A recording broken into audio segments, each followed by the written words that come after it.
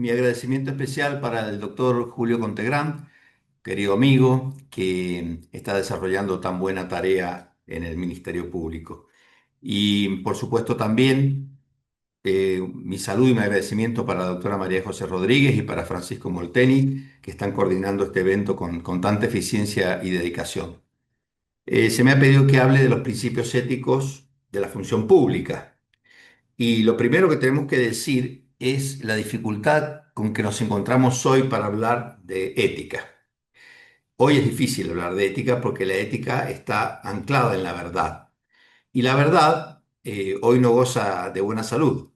Eh, Estamos en una época de relativismo, donde nadie es dueño de la verdad, donde no se reconocen verdades absolutas, donde la verdad pareciera ser lo que cada uno piensa.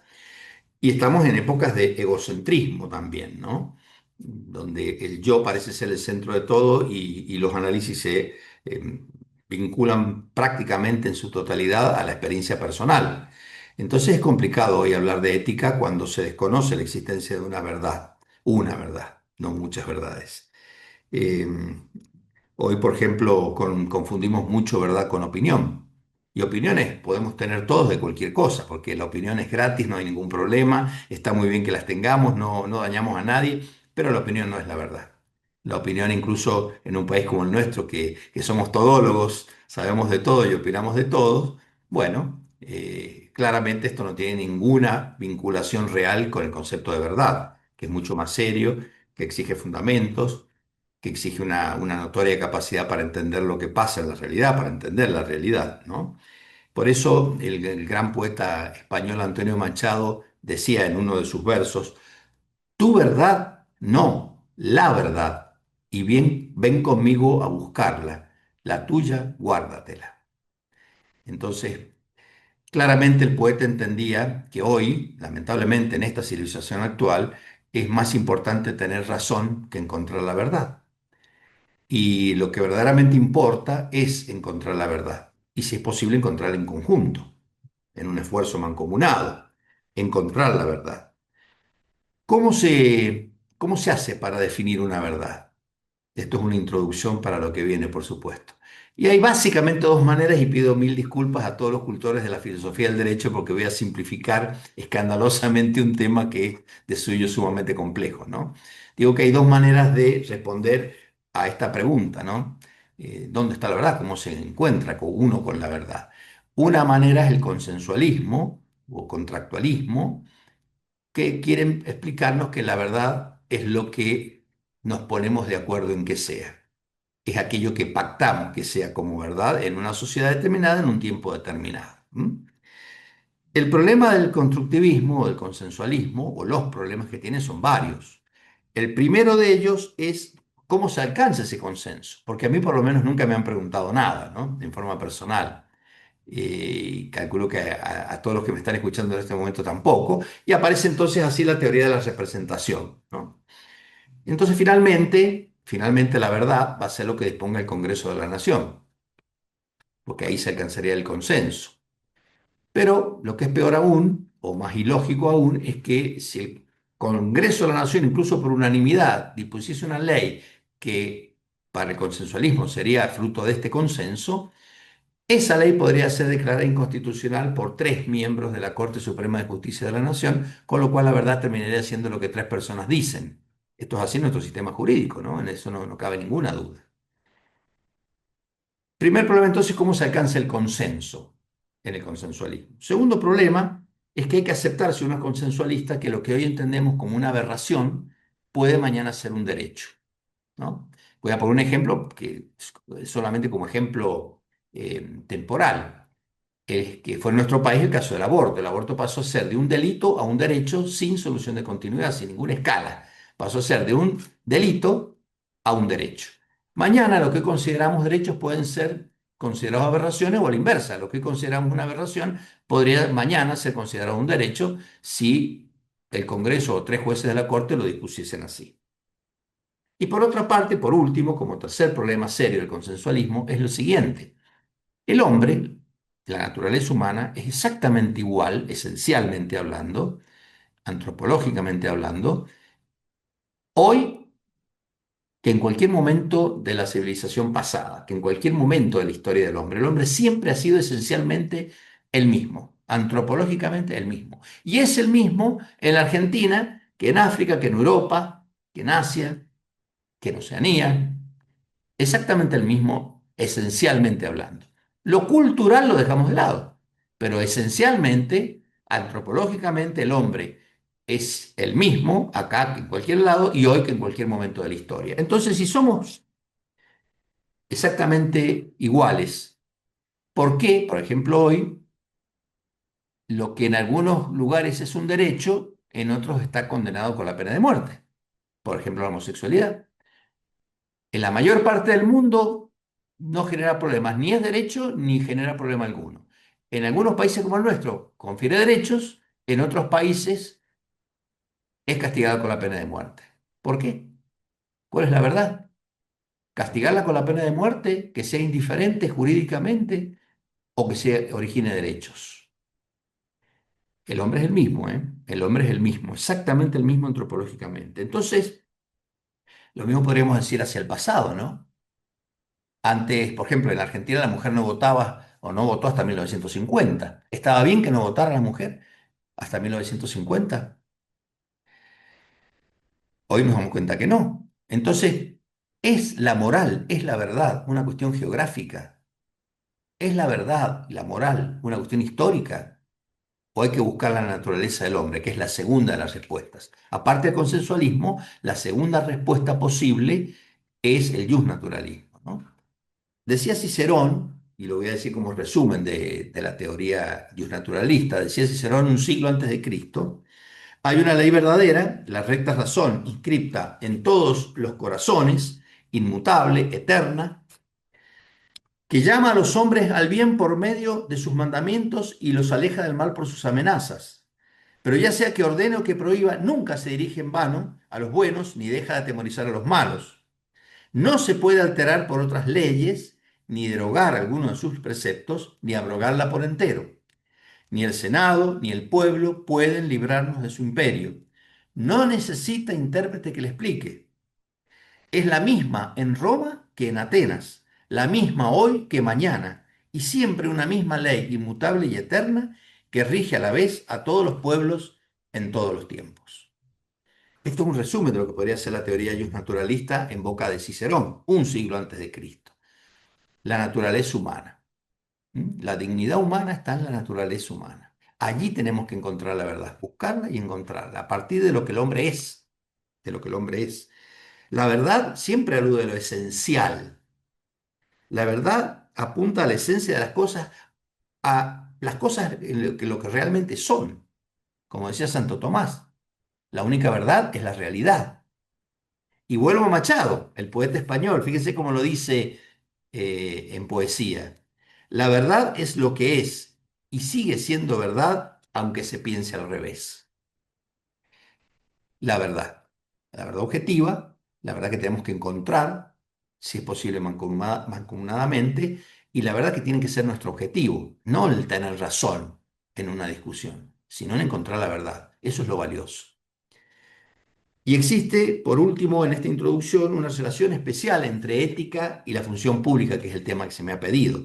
El magistral autor español Rodríguez Arana Muñoz, Jaime, escribe, efectivamente, la ética aplicada a la función pública tiene su eje central en la idea de servicio, como ciencia de la actuación de los funcionarios orientados al servicio público, al servicio de los ciudadanos, al compromiso con el bienestar general de la gente. Bien.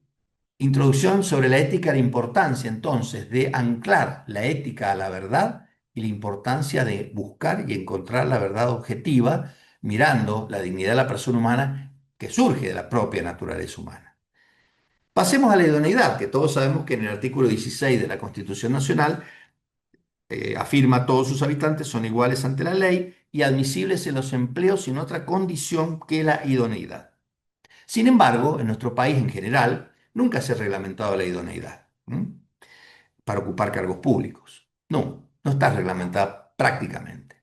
Fíjense, por ejemplo, que la Ley de Educación Nacional exige como obligatoria la educación secundaria Y en nuestro país existen muchísimos legisladores municipales, incluso provinciales, incluso intendentes, no sé si gobernadores, pero intendentes seguro, que no han terminado la escuela secundaria. Y son intendentes y son legisladores. Y definen las condiciones de vida del pueblo. Y no tienen ni siquiera la educación que la ley exige como obligatoria. No está reglamentada la idoneidad y urge hacerlo. Hay que hacerlo. Para eso hay que evitar dos errores. La primera es confundir la idoneidad con capacidad técnica. Mucho tiempo se dijo, esta persona es idónea porque sabía hacer eso bien. La capacidad técnica es uno, como vamos a ver a continuación, de los tantos requisitos que tiene la idoneidad, pero no se pueden asimilar. La idoneidad es mucho más que la capacidad técnica.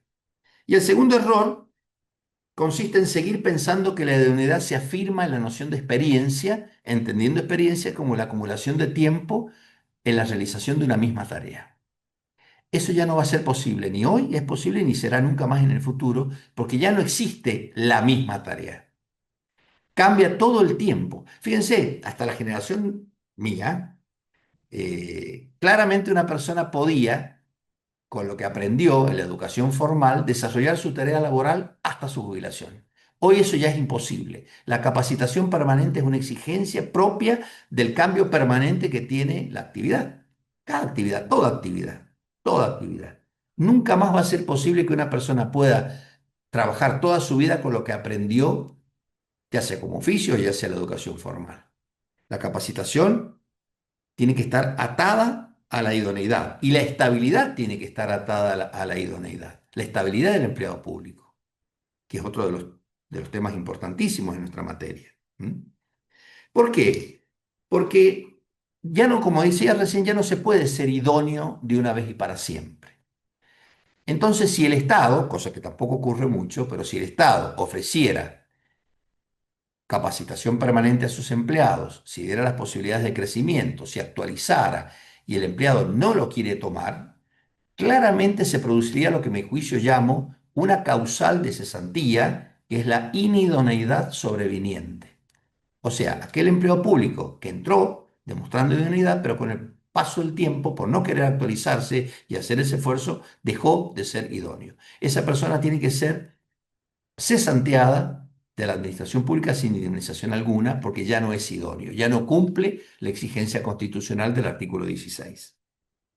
Vamos ahora al contenido de la idoneidad, muy rápidamente. Lo voy a simplemente enunciar. Primero, la moralidad.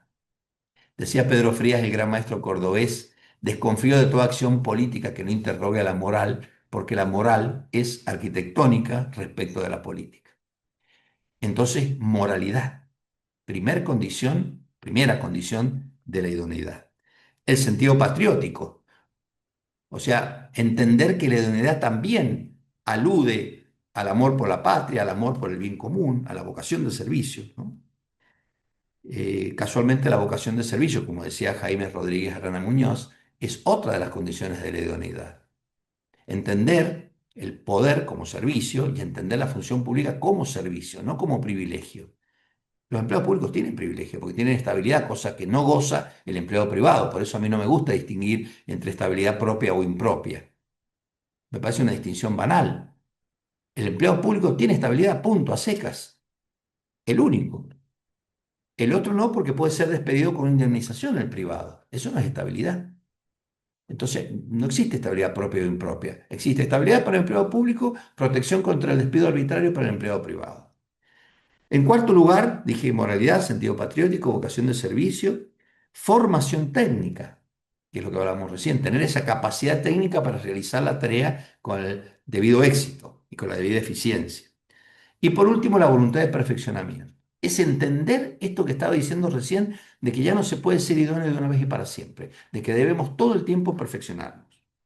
Bien, pasemos a la ética en el Poder Judicial, que ya es el centro del tema.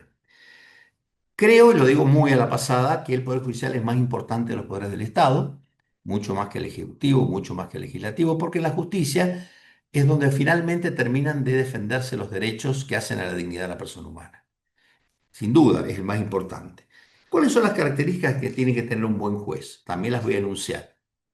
La eticidad, por supuesto, la eticidad, la independencia, del poder político, la imparcialidad, que no es lo mismo que la independencia, porque la imparcialidad alude a que el juez tiene que fallar conforme a derecho, en el más amplio sentido, no solamente a la norma positiva, al derecho. No tanto en función de su creencia personal o de cómo debieran ser las cosas. O sea, tiene que ser imparcial con relación a las partes y tiene que ser imparcial con relación a incluso a veces hasta su propio criterio. La vocación por la justicia como valor. A mí me gusta decir siempre que hay tres clases de jueces. Los malos jueces, que hay muchos, lamentablemente. Los buenos jueces, que son, aplican muy bien el derecho positivo, lo aplican muy bien. Y los mejores jueces, que son los que hacen justicia. A veces aplicando el derecho positivo, a veces yendo a buscar otra fuente que produzca justicia cuando el derecho positivo no la produce total o parcialmente. Los mejores jueces son los que hacen justicia. El tema es que el problema que tenemos acá, también lo digo muy al pasar, es la selección de los jueces. Porque en general nuestros sistemas de selección están viciados. Existen consejos de la magistratura que tienen un alto componente partidario, lo que muchas veces, la mayoría de las veces, descalifica las elecciones, a veces sin valorador de currículum vitae, sin valoradores objetivos, a veces con entrevistas personales secretas que otorgan un altísimo puntaje. En definitiva, sistemas de selección de jueces que no son los adecuados. Eso tenemos que mirar.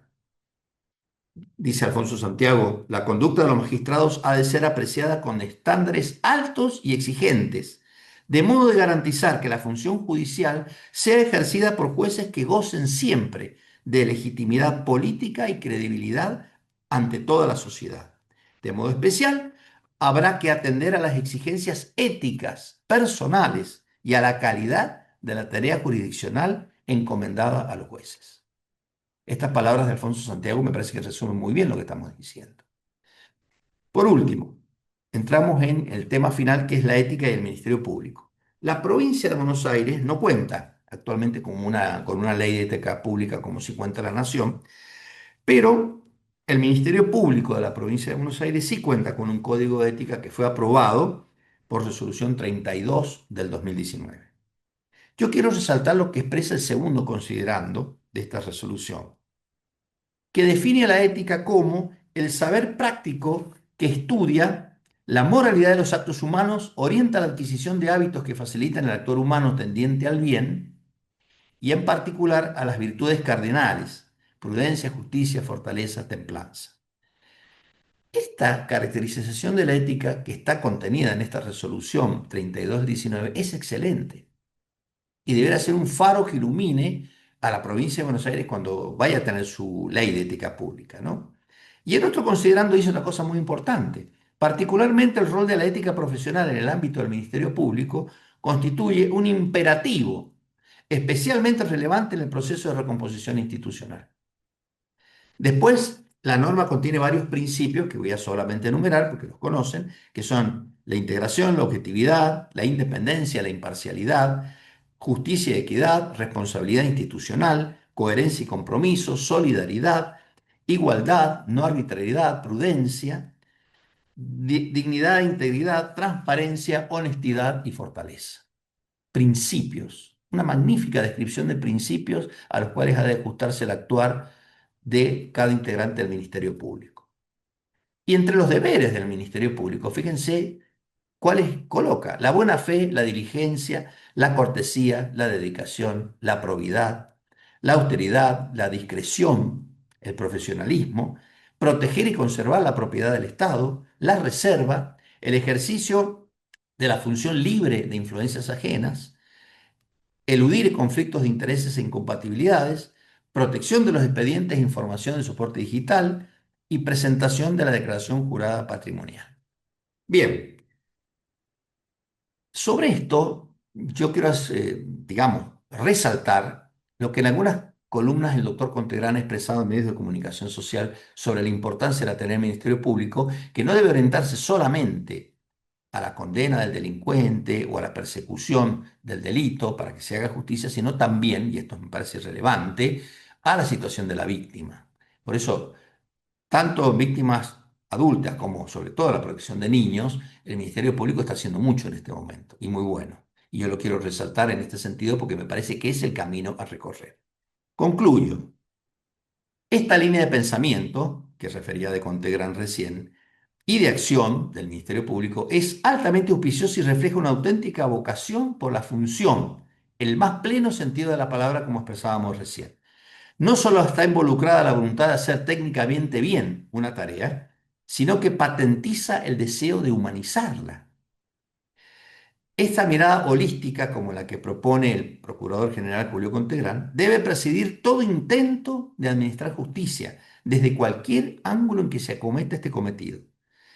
Esta mirada nos propone priorizar la dignidad de todo ser humano porque no existe nadie irrecuperable. En nuestro país se vienen desarrollando experiencias que lo prueban claramente, como por ejemplo el proyecto Espartano en el ámbito carcelario. En definitiva, se trata de entender que en el Ministerio Público, más allá de los roles de defensa-acusación, hay que entender en profundidad la vinculación de esta tarea con el bien común y humanizar la función. No se trata, lo que estoy diciendo del llamado garantismo, tiene nada que ver con esto, que invita a una subversión de valores, sino de un humanismo pleno, al que le importa tanto la plena vigencia del valor justicia como evitar la cultura del descarte, como pedía el Papa Francisco. Muchísimas gracias por esta invitación, muy honrado de participar en este importante evento. Gracias.